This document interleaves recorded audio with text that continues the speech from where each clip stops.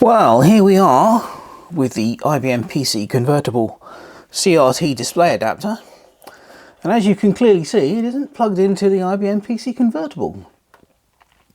So why is it sat on my workbench? Well, as usual with anything like this, obviously I tried this before on the PC Convertible before I started filming, and I don't have a CRT CGA display, but I do have several monitors that have composite video inputs. So I thought, right, we'll try the composite video input or output from this. Plugged it all in and it worked really well. And then after about 2 minutes, magic smoke started to pour out of one of these vents. I can't remember it. I think it was this one at the connector end. And it was that horrible, very unpleasant smelling magic smoke, which normally indicates the demise of a capacitor. That's not entirely surprising given the fact that although this thing is new, it was new in about 1986. So we're going to have it apart and see what's what. I'm kind of surprised in a way because I've got IBM stuff that's older than this and it still works fine. They tended to use extremely high-level components. They didn't use cheap and nasty stuff. So we'll have this apart and see what's what.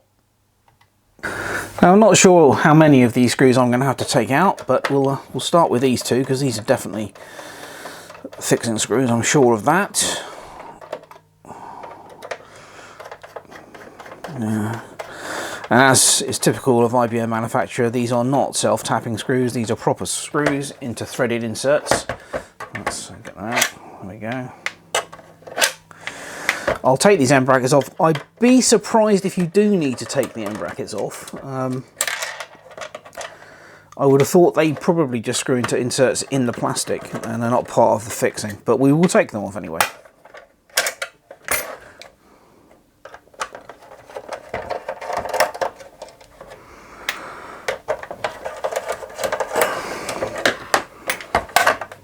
So that's everything on that side, so let's turn it over here. Yes. Okay, right, let's deal with these two.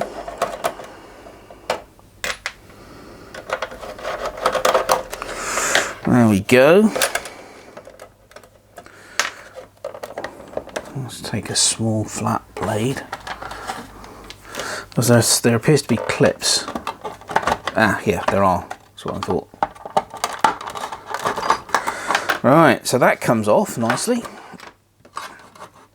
And this should lift out with a bit of luck. We're careful. There we go. Yeah. So let's move the case away. So there's the actual unit, and you can still smell it. You can still definitely smell it, and we'll have to prise those two apart. Oh, look, there we go. I don't know whether you can see that. Let's bring it up to the camera. But that tantalum bead capacitor there has got a very brown top to it, which is not normal. That could well be our culprit there. Very unusual for tantalum beads to go like that. I would expect these conventional can electrolytics on the end here. I would expect those to go, but they look fine, as does that one. So we'll need to split the board apart and have a look and see whether there's anything else, but that looks to be the culprit at the moment. Well, I've got the two boards apart, fairly straightforward. There's a board-to-board interconnect here. Turn it around so you can see. So that mates up with that like that. And there are a couple of these little plastic support posts. And that's it. So it's fairly easy to take apart. An awful lot of circuitry really, considering that this thing just outputs composite video and CGA. But then we are talking 1980s technology, so possibly not too surprising. So what have we got then? Well, that's the well, you can see that's the badly damaged component there. That's definitely gone. It shouldn't be that colour. That's C10. It's I can just about read the writing on it, and it's 10 microfarads, 16 volt. It is also, again, I don't know how well you'll see that, but it's also a three-legged tantalum bead capacitor. Now I've come across these before, and they are usually simply, the outer two legs are common, they're negative, and the centre leg is positive. And this is purely to avoid putting these things in the wrong way around. Providing the two outer pads are common, and I'm almost certain that they will be, then I can just replace this with a standard tantalum B 10 microfarad capacitor. Although we'll probably up the voltage, I'll probably go up to 35 volt. I don't think there's any other damage. Yeah, saying that. See, there's some marks on this one here, but that simply could just be because that one is directly over the top of the one that was damaged. So I might take that out anyway. I don't know. I need to have a look at it and see whether I can see what the value of that one is. But that's probably not the capacitor itself. That's probably just burn from C10, as that would be directly over the top of it. So right, we'll get that one whipped out then and change it for a new one.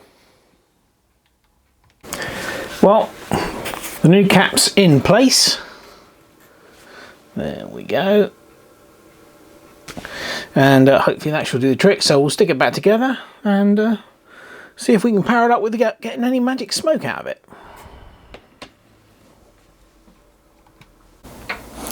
Okay, the CRT adapter is connected up to the PC convertible. It's all plugged in. We're going to power on and see whether or not we get any magic smoke out of the thing. Came out of these vents the last time when I first did it, so let's give it a go.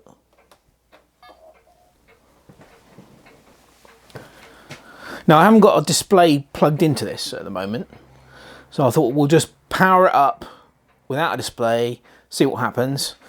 Nothing at the moment. Computer's booting up. Oh, that's looking good. Yeah, it's done its RAM check. Putting into DOS.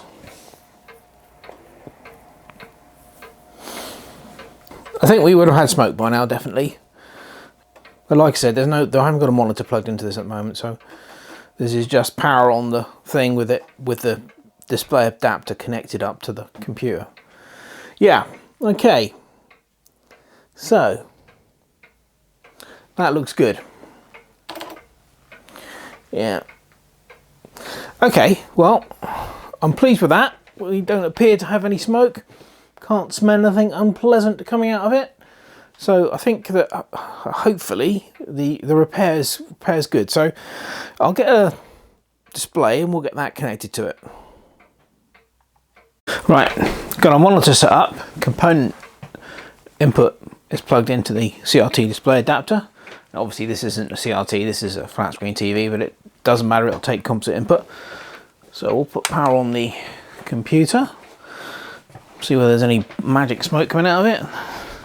And hopefully we should get a display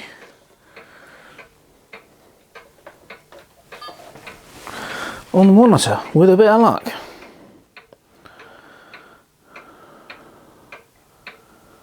Right, the monitor's reading 480i 60 Hz, which is correct. This is what we would expect to see. So that's no smoke at the moment. That's a good sign. Oh, there we go.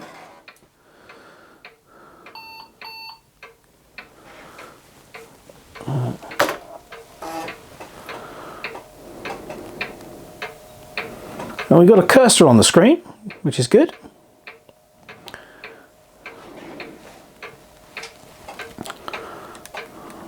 Let's rotate it around and have a look at the screen.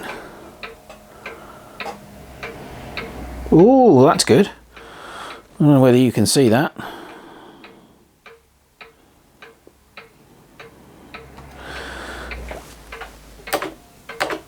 Yeah, it's working, and we haven't got any smoke coming out of it. That's even better. Again, I don't know how well that's going to come out on the display. Let's zoom in on that a little bit. There you go. Excellent. So the CRT display adapter, now it's got its new capacitor in, actually works. Let's just do a...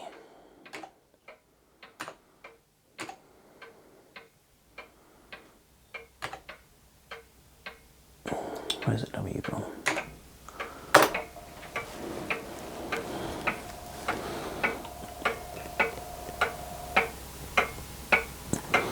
there you go.